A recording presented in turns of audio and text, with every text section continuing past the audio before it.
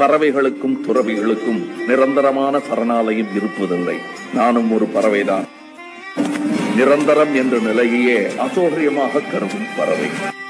ஆனால் அடுத்த வினாடி ஒளித்து வைத்திருக்கும் ஆச்சரியங்கள் இவ்வுலகத்தில் ஏராளம். ஆச்சரியம் நிறைந்த இந்த உலகத்தின் மேல் நம்பிக்கை வைத்து பயணிக்கிறேன்.